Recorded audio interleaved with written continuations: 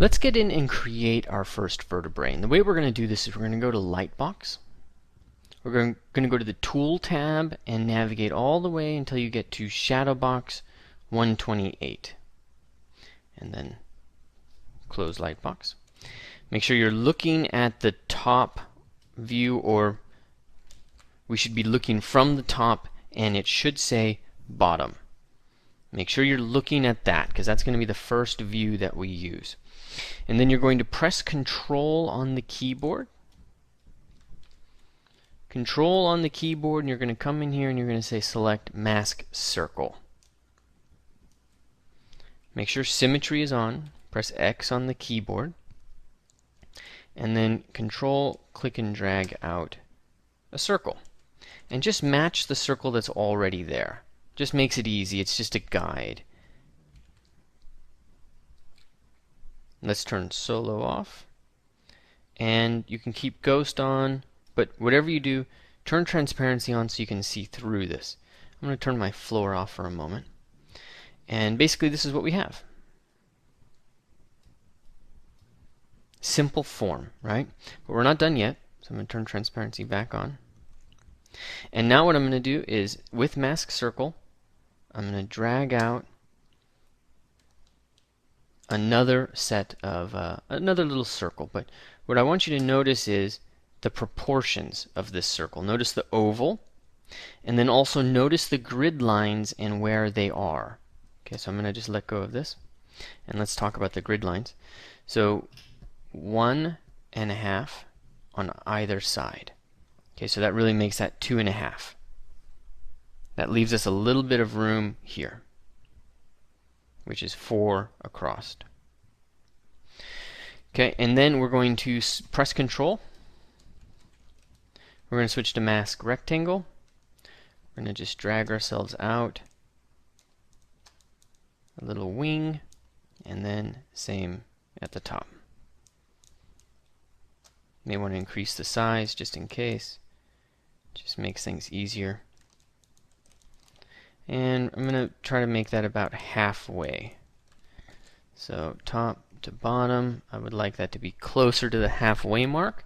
That's just going to make things a touch easier later, but I think where they are is going to work just fine.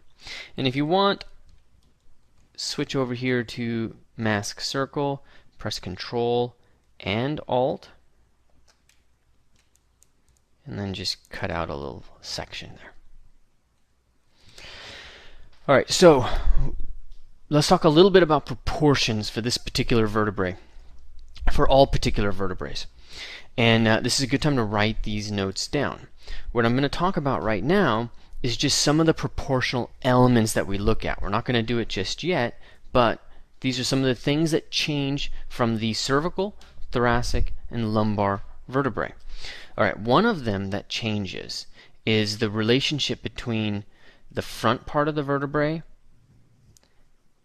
and the portion that leads all the way down to that spinous process. Let's also get comfortable with a little bit of language. Let's call this portion towards the front, we're going to call this the body. Okay? And then the portion in the back, as I already said, this is the spinous process.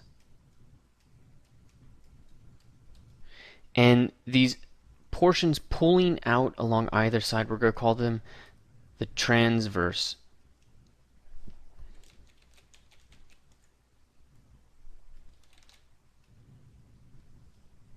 process.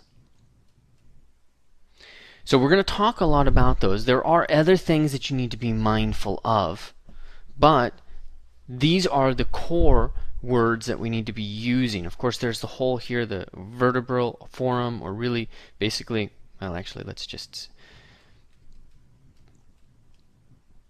so you get the F-O-R-E.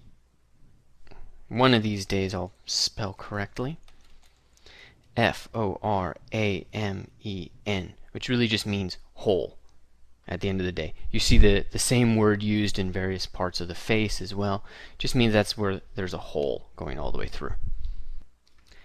The relative depth of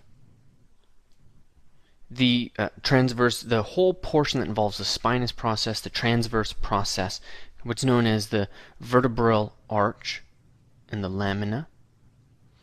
The relationship of the vertebral arch combined with the spinous process and then the body is something that changes depending on whether or not it's the lumbar, the thoracic, or the cervical. In the cervical, we're just going to put some generalizations down here. Cervical, you're going to find that the body tends to be a smaller portion, and then the spinous process tends to take up a little bit more. Okay, a lot more for the most part. In terms of the lumbar, let's go down. In terms of the thoracic, you're going to have a more equal distribution. So we're going to have, for the most part, a 1-to-1 in terms of the relationship. And you can just grab your own spines, get your own bones to check this out. We'll have a link to some bones that I actually think are pretty good, reasonable cost, and keep them next to you so that you can take these measurements. But thoracic is going to tend to be a 1-to-1. As it gets up towards the cervical, that starts to change, of course, because it's not such a strict transition. But now, in terms of the lumbar, this changes as well, and what we're seeing is that it starts to go back the other direction. So the body tends to be a little bit smaller than what we're seeing in terms of the spinous process. There tends to be a little bit more bulk there because all of this bone, the spinous process, the transverse process, that whole vertebral arch that you see in this section. Oops, changed it. This vertebral arch has a lot of muscles, a lot of attachments, a lot of insertions, a lot of stuff going on there that in the lumbar really needs to bulk up because there's a lot of movement happening. All right, so just keep these in mind as we go about this process, but we're going to build slowly, little bit by little bit. So now let's review what we've got in front of us. Turn transparency off, and we have a very simple, very long kind of, spine, let's say. We're going to take this very simple setup here, and we're going to actually adjust this to be a full-fledged spine, and then we're going to cut it up. So I'm going to give you a little preview of how we're going to do this. First thing we're going to do is take what we've got here. We're going to stretch this out into the relative measurements. So it's about 2.8 heads. And we're going to make sure that all the measurements fit from the width and depth and all that. And then we just come into that and we start cutting. We're going to cut all of our vertebrae, getting smaller as we get towards the top. And then we're going to do this little shift that we've got to do. This little kind of adjustment, because the spine isn't a straightforward, it's not just to cut this and cut that and this bottom part's a spine. That's not really the way it works. The body is relatively straightforward, and this is just a cylinder that sits there. Okay, but then when you get into the vertebral arch, we have to change this a little bit. And so now this section is going to pull up so it articulates with the vertebrae above, and then we get that same notch at the bottom. And then the spinous processes tend to drop downwards. So we're going to, after we've got this cut up, we're then going to go through a couple of processes where we create this notch that allows these vertebrae to kind of interlock.